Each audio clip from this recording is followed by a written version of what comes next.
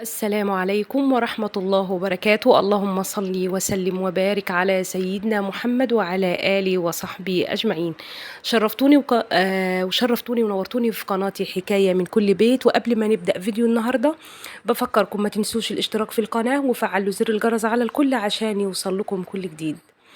بعتذر لكم تاني وكل مرة بعتذر، بس أنا أسفة جدا إن أنا بتأخر في تنزيل الفيديوهات.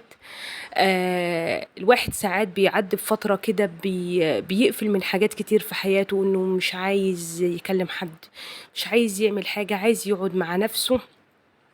ربنا يصلح حالنا وحالكم وحال المسلمين والعالمين أجمعين يا رب العالمين. أنا جاية النهاردة أكلمكم بجد موضوع كتير، ويمكن هو سبب حاجات كتير في حياتنا وحشة، وهو اللي مسبب قلة البركة في بيوتنا. هو صلة الرحم. يا جماعة، صلة الرحم دي والله العظيم مش حاجة سهلة، ولا ممكن نعدي الموضوع كده نعديه مرور الكرام. لا، صلة الأرحام حاجة عظيمة جدا وحاجة كبيرة جدا. ربنا قال عن صلة الرحم: يعني جعلتها مني، من وصلها وصلني ومن قطعها قطعني. حد يرضى إنه حاشا لله يقاطع ربنا، يقطع صلته بربنا؟ والرسول عليه أفضل الصلاة والسلام قال: من كان منكم يؤمن بالله واليوم الآخر فليصل رحمه. ليه ما تسأليش على عمتك؟ ليه ما تسألش على عمك؟ ليه ما قاطع أختك؟ ليه ما قاطع أخوك؟ عشان شوية فلوس؟ عشان ورث؟ عشان بيوت؟ عشان أراضي؟ يا عم، كل ده في داهية، كل ده في داهية. كل الدنيا ديت زايلة باللي عليها، لا أراضي قاعدة، ولا فلوس قاعدة، ولا بيوت قاعدة. بنسيب البيوت زي ما هي، ويجي واحد بعدينا يسكنها، واتنين وتلاتة وعشرة ومية. البيوت الحقيقية يا جماعة مش في الدنيا، البيوت الحقيقية في الآخرة. ربنا يرزقكم ويرزقنا يا رب بالجنة، جنة عرضها كعرض السماوات والأرض. ما ينفعش اللي حصل والله العظيم يا جماعة، اللي بيحصل في زماننا ده. الواحد بقى بيشوف بجد حاجات والله العظيم فعلا يشيب الولدان ليها. الواحد شعره بيبيض كده وهو لما بيسمع على حاجات. خلاص، ما الأخت ما بقتش باقية على أختها عادي، وفيها إيه لما أقاطع أختي أو أخاصمها أو ما أكلمهاش، أو لازم استنى كل واحد يقولك الجزاء بالمثل. زي ما أختي قاطعتني أنا هقاطعها، هي ما بتكلمنيش أنا مش هكلمها، هي ما بتسألش عليا مش أسأل عليها. حبيبتي، أختك قطعتك ما بتكلمكيش، اسألي أنت عليها، اسألي انت عليها، اوصليها، اوصليها، اوصلي اخوكي. ما تزعليش من اخوكي عشان ورث ولا عشان ارض.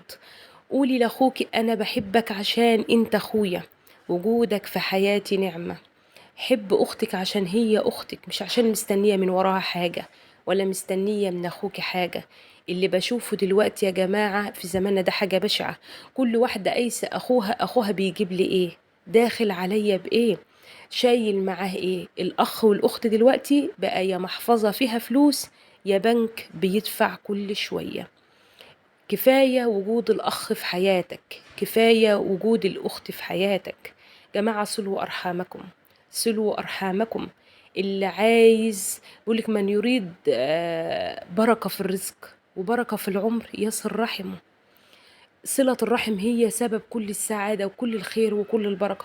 ربنا هيبارك لك في ولادك وفي عيشتك عشان بتصلي رحمك. ربنا هيبارك لك في عيشتك وفي رزقك وفي عمرك وفي صحتك عشان بتصلي رحمك. إلا قطع صلة الرحم يا جماعة، هي انتوا بتعتبروها حاجة عادية، بس والله العظيم هي عند ربنا كبيرة جدا. والله العظيم يا جماعة، أنا في موقف هزني حصل من يومين. اتوفى صاحب ابني. الولد ده أنا أثر فيا تأثير وحزنت عليه حزن يخلينا. الدنيا دي فعلا مش مستاهلة، يعني فعلا مش مستاهلة. قد إيه صحابه، بسأل ابني بيقول لي: يا ماما، إحنا رحنا نوصل يوسف صاحبنا، وصلوه لمثواه الأخير، وصلوه خلاص لنهاية العمر. الولد ده يا جماعة عنده 16 سنة في تانية ثانوي، عمل حادثة ومات فيها. الدكاترة قالوا لوالده: ابنك لو عمل العملية ما يتعداش نسبة نجاحها أكتر من 5% أو 10%، وحتى لو حصل معجزة وعاش هيعيش طول عمره على كرسي. يبقى الدنيا دي مستاهلة؟